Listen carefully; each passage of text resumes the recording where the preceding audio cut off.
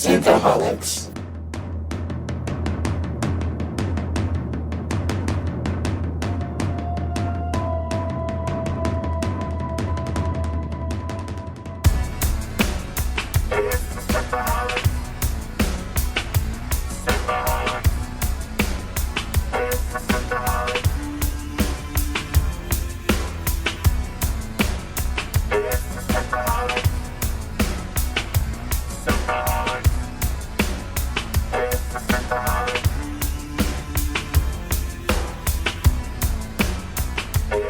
Welcome to Synthaholics. Thank you so much for downloading this episode.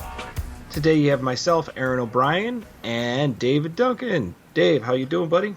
Hey, Modib. I'm good. How are you? Modib. Doing good. Build it. So, Dave, we are in Dune, and we are doing chapter 30 and 31. And chapters. There's so many chapters. This chapter, chapter 30, we start off as Dr. Kynes, Liet Kynes. He's not doing so good. Liet Kynes is having the best time ever. He's having the worst day of his life.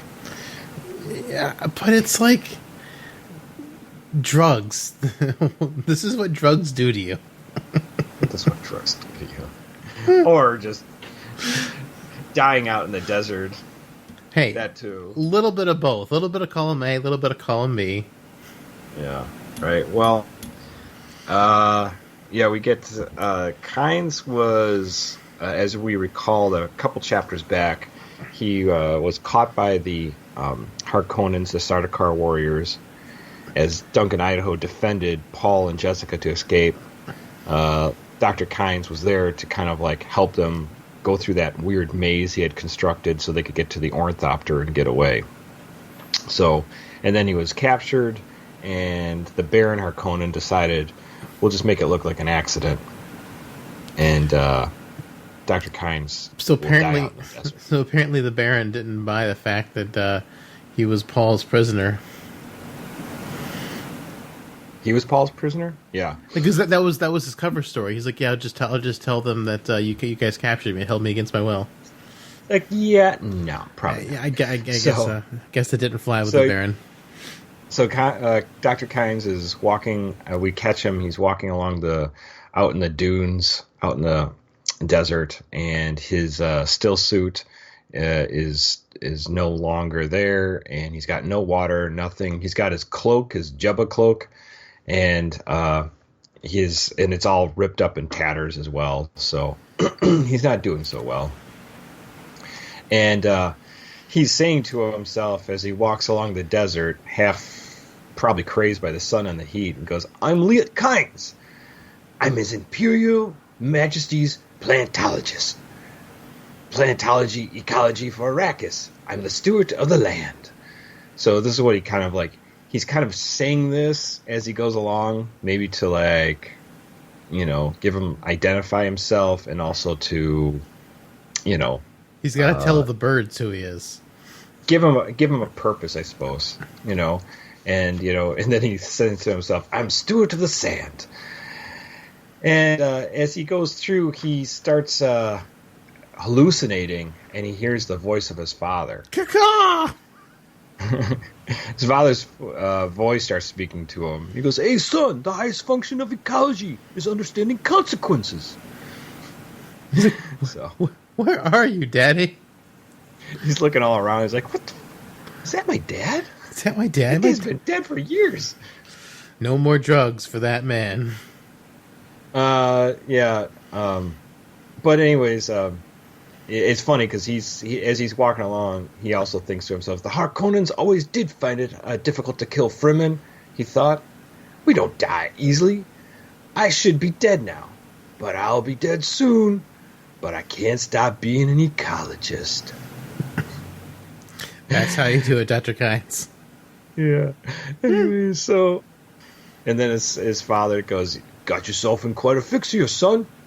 You should have known the consequences to try to help a child like that of the Duke." And Kynes is like, "I'm delirious. This voice. You're not even real. What the fuck?" And so he can't even see him, but he's hearing him all around him. Son, and then you need to do more cowbell. More cowbell. And then his father... That's the only thing that can save you in the deep desert. His father was apparently an ecologist, too, and must have worked on Arrakis as well, because he starts talking about it. He goes, his father says to him in his delirium, life improves the capacity of the environment to sustain life. Life makes needed nourishment readily available. It binds more energy into the system through the tremendous chemical interplay for organism to organism. And like Kynes is like, why does he keep on talking about this, dude? I already know this. Why is he why is he quizzing me on stuff I knew already? Damn it! I know. As Kynes is crawling through the desert, he can smell like this like weird like pre-mixture of spice that's underneath him. And he says if he crawls beneath the sand under the cool layer, he could have a better chance to survive. But the smell of that spice that's being formed means the gases under the sand have pressurized to an explosive level. And so he could die or be killed. So I was still curious about this sand thing. Like, I mean, not sand, but the spice, how it gets like kind of formed within the sand. Like, we saw that Paul kind of interacted that with the backpack when he had that, when he dropped the backpack in that sink sand. And he used like the spice stuff to like, use a acid base thing to make it foam and push it out. It's part of the life cycle of the sandworm, which they haven't gotten into yet. But basically, like it starts off as spice is worm shit, right? Oh, it starts off as the worms start off as like a microorganism, and they turn like the small worms. Mm-hmm. And I think the small worms produce. I can't remember exactly. So maybe butchering this. But I think the small worms, like they remove all the moisture from the water. They remove like moisture from the planet. It's part of what they do, and there's like some kind of chemical reaction. So that once enough of them congregate and like suck up all the water, I think their bodies also release the spice, but it also makes some tension, which actually causes it to explode. And then like there's a giant like space for spice to be mined because it's like super concentrated until it explodes, and it kind of and the explosion refines it to what they normally have. Because I think whenever you kill them, like you can like squish one of the bugs, and it's like a super concentrated spice. So basically, it's just like the innards of the creatures.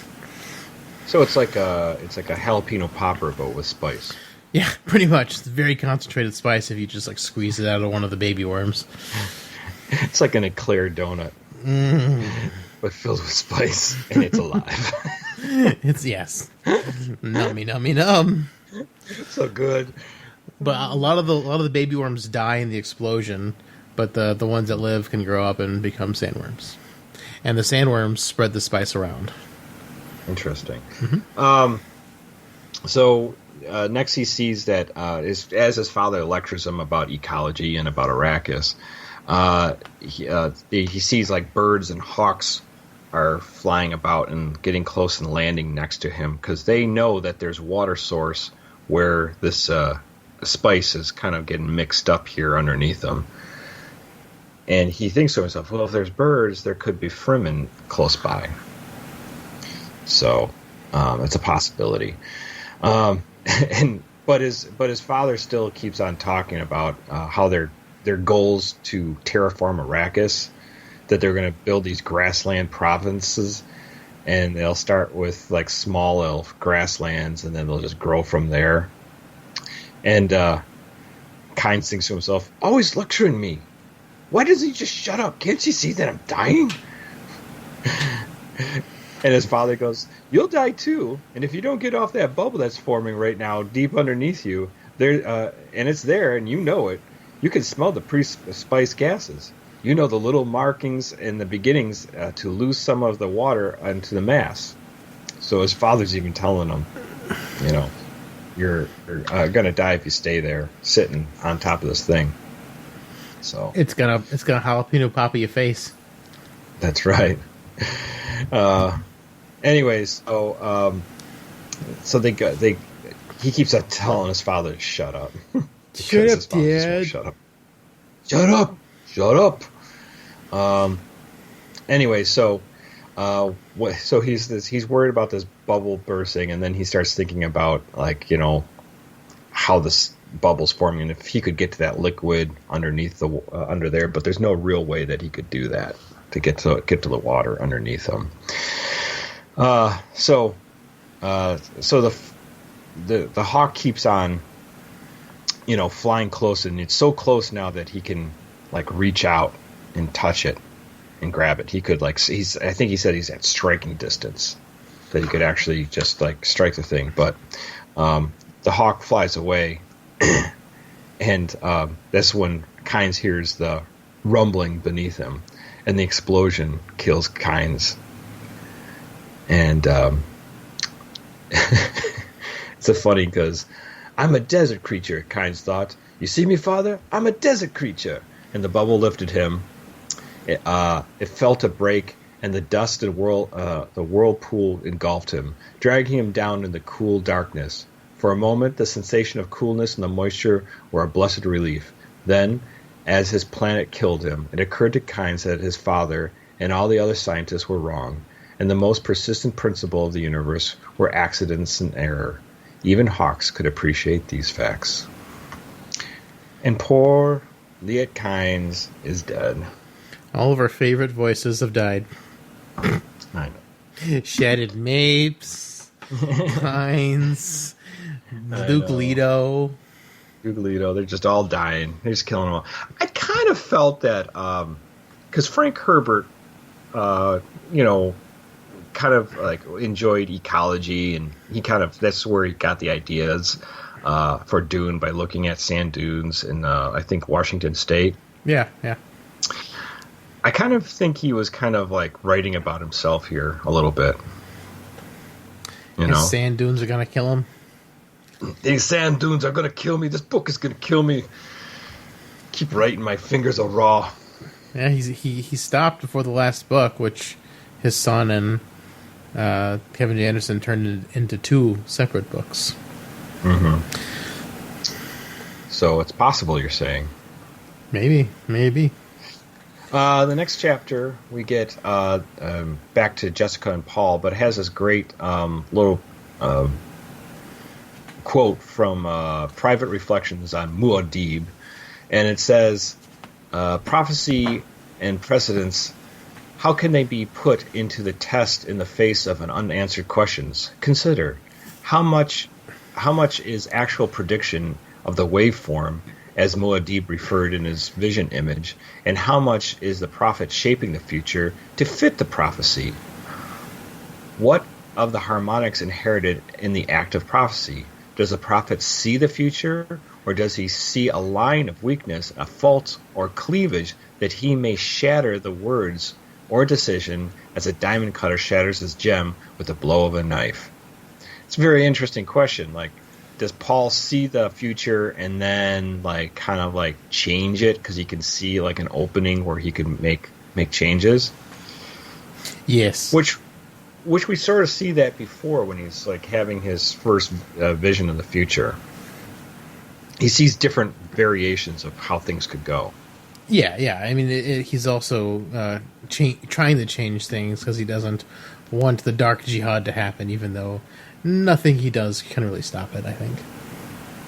Yeah, pretty much. So, like I said, we're back to Paul and Jessica, and they have been... it was at nighttime. They have gotten to this basin by these rocks, but then they heard voices and saying to get their water, basically. Get their water, basically meaning killing them and take their water from them. We're going to put you through a grape press. Yeah, push. I'm going to put you through a grape press. It's nothing against you. We're just thirsty. We're going to stomp you. So the fremen surround them in the shadows of the rocks, but then Paul recognizes Silgar, and he's like, "Hey, I met you at my father's council. Remember, we had that friend, Duncan Idaho. Remember how cool he was?" And Stilgar is like, "Yeah, I remember him. He took off. Yeah, He went back to Duke. he got himself killed like a punk. Yeah, he could He have." can't serve two masters when he's dead. So, Stilgar does recognize Paul, and there's this like freman named Jamis that keeps on wanting to like get rid of these two. Like, Still, come on, let's kill these guys. Go get the water. Can't we kill them right now? Like, I mean, like it just seems like such a good idea. Yeah, and Got any death sticks? Death sticks? You don't want any death sticks. So it says Stilgar goes. This is the. It says, that Janice says, "We'll waste time here, Still." And then Stilgar says, "This is the Duke's son. He's certainly the one Liet told us to seek. But a child, Still. The Duke was a man, and the lad used a thumper." Stilgar said so, and it was brave in crossing. That was a brave crossing he made in the path of Shai Lahud, which means the worm. And then Jessica kind of like is listening to all this, and she's like, "It's funny, he hasn't mentioned me, all this. So what does that mean?" It's really funny because Jessica's interpretation of things is like with the nuances of everything. So she's always listening to like how words are formed, or how people are standing, or how they act. So, is he gonna turn me in? Is he gonna save himself and turn me into water? You're gonna turn me into water? So, he basically, and they're also speaking this weird hunter voice that Jessica can pick out a few words because of her Bene Gesserit training, but she doesn't really. So it's like this weird, clipped, strange language for hunters. And they kind of give you a little bit of this, but this one guy, Jamis, is kind of named after a bat for some reason. So, anyways, they've all got their own special fremen names, which we'll find out soon. Yes. So Jessica's like, "I'm the mother of this boy," because they were saying before, they're like, it says, "My duty is to strengthen the tribe, and on my duty, I want to take in this boy. He is my countenance. Basically, I'm going to protect this boy because that is what Liet told me. But the woman, you can go die out in the desert. It's no hard feeling." He even says that it's like it's nothing personal. And she's like, "But I'm this boy's son." And he's like, "That doesn't change anything." I'm this boy's son. That's definitely complicated. I'm this boy's mother. Sorry. Yeah, boys. I'm his mother. Yes, thank you. I speak well. But so Stilgar is like, "Well, it's nothing personal. Just you don't really have anything you can help us with. The boy's young. He could learn. We could teach him some things." So, and this is where she decides to show him, Stilgar, her weirding way, her special fighting, which Bene Gesserit training has taught her. So she can move at like extreme speeds, and that people can't even see her move. So she quickly disarms Stilgar. And Paul, at the same time, he basically smashes up that Jamis and takes his gun and climbs up onto a higher perch in the rocks and kind of like covers her with the gun. And it's funny because Stilgar, who was ready to just discard her, he's basically now he's like, "Well, if you could do this, you're like worth 10 times your weight in water." And he's like, "You should teach us this, and we'll help you. We'll keep you alive." And then somebody keeps on asking him, or somebody asks if she's a Bene Gesserit or a Reverend Mother, and she goes, "I'm not a Reverend Mother, but I am Bene Gesserit." So they're like, "Oh my God, she's a Bene Gesserit witch." Even better. And so, anyway, does she weigh the same as a duck? Weighs as a duck. And it's funny because he keeps calling people like lizard turd and like worm face the whole time, because she's like holding him like ready to break his neck. And he's like, please, like, don't kill me. Let's work this out, kind of thing. So he gives his promise that he'll take care of her and Paul. They'll become one of the tribe. They'll be very quiet. They won't tell each other. They won't tell anybody else that they found them and that they're alive. So they'll be secretly hidden within the tribe. So the next thing she starts talking about, she recognizes, she says when they said she's a Bene Gesserit witch, and then Stilgar goes, or no, somebody in the tribe goes, it is the legend. And then she says, it was said that Shadow Mapes gave out this report on you, Stilgar said. But a thing so important must be tested. If you are Bene Gesserit of the legend, whose son was a lead to a paradise, he shrugged. And then Jessica starts thinking about the Missionara Protective, and how it says even they planted religious safety valves all throughout this hellhole. Ah, well, it'll help. That's what it's meant to do anyway. So they planted all these little like legends, the Bene Gesserits, through their culture, that to expect these things to happen, especially when the Quiz of Haderach, their Messiah, is supposed to show up, who they think is Paul. So good old Orange Catholic Bible editions. It's like, yeah, Fremen. We get the Fremen edition of the Orange New Catholic Bible. And then Jessica less scissoring in this one. Yes. Jessica starts thinking back to a map that Dr. Kynes showed her, and for an emergency escape route, and she thinks of this place called Siege Tabar, and says, and perhaps we could do the test at Siege Tabar. And so she knew that this was like one of the Missionara Protectana. I can never say it. Protectiva. Thank you.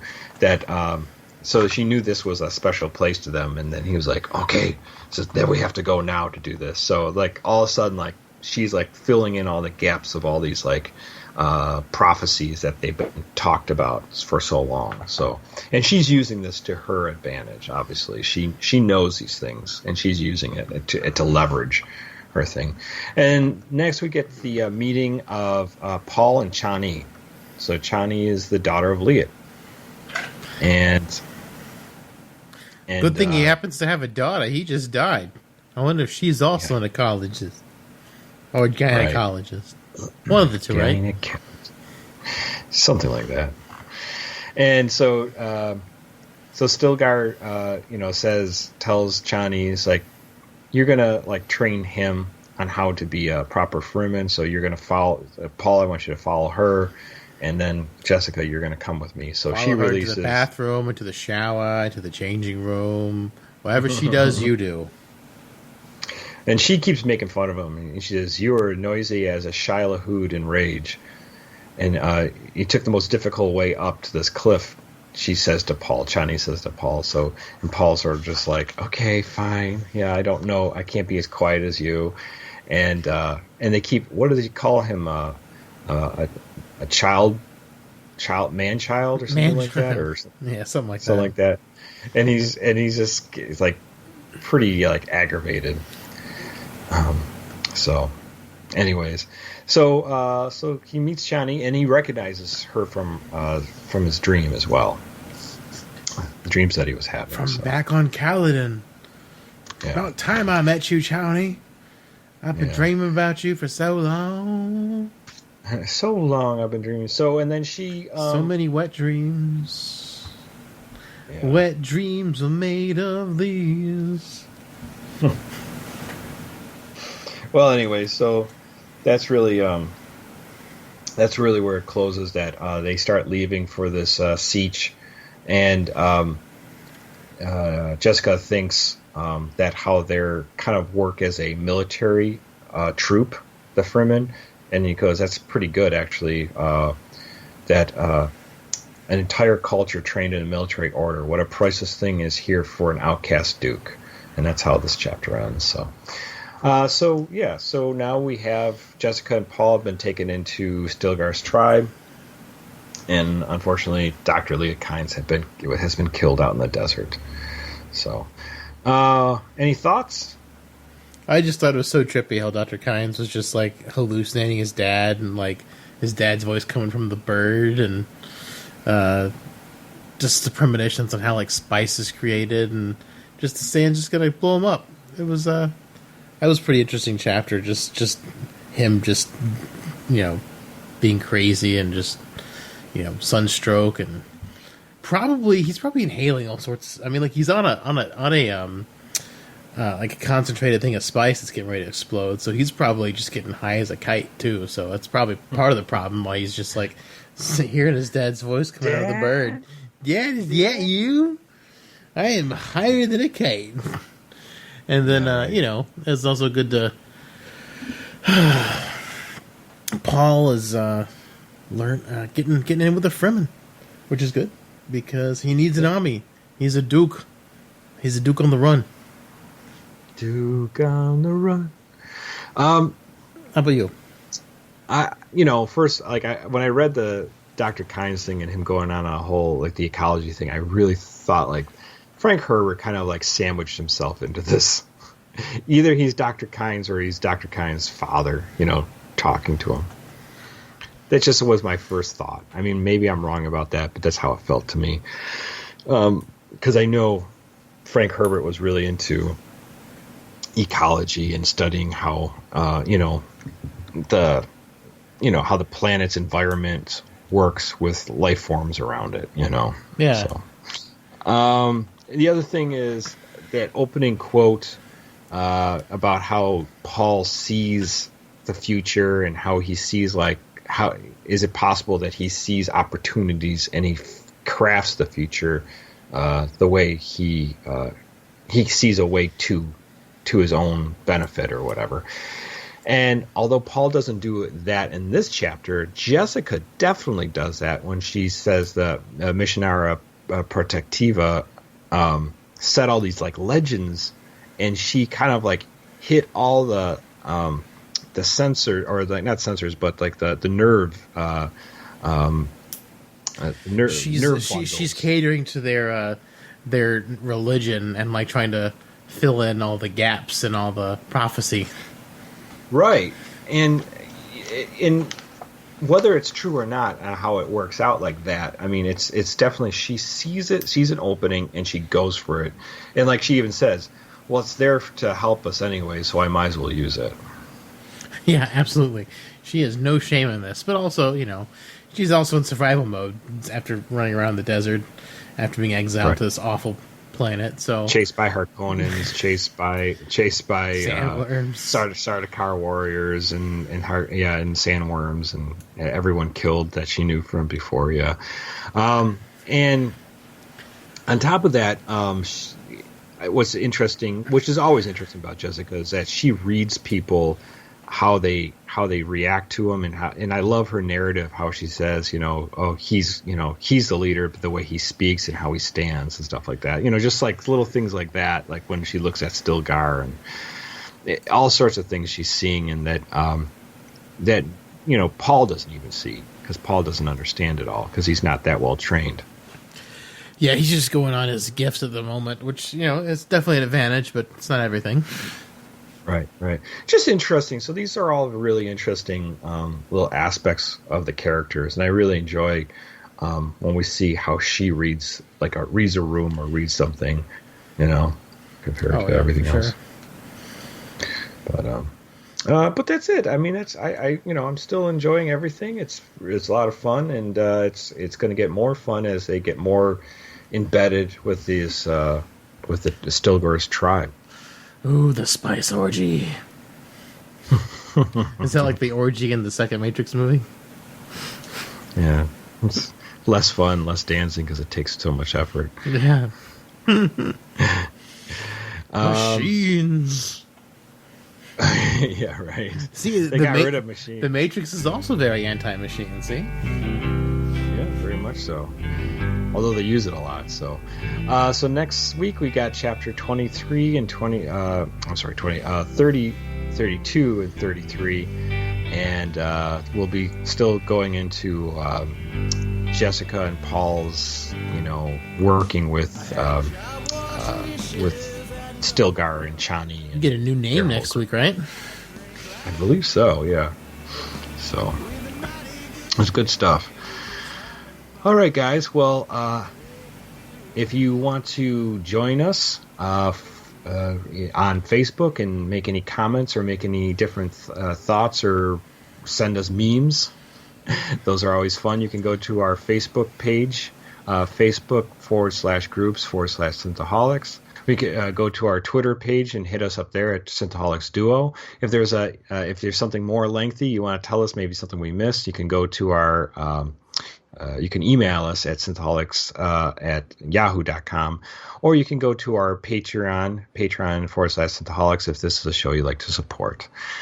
All right, guys, until next week, let the spice flow. Let it flow, let it flow, let it explode. But not explode under you and kill you. Yeah, try not to get killed by it. Right. All right, guys. See you later. When I heard he had died in his bed 50 million miles aside of Mars. Well, McCoy, my boy, come mix me a drink. Before the night's over, I'll puke in the sink, and we'll cry till we laugh, and we'll both shit our pants. You're the best drinking friend I ever had. And we're all set. All set. All set for Reverend Mother to spank us. Ecology. It never gets me down. Except when I die. Oh, yeah, that would be an ultimate downer. Right. Here we go.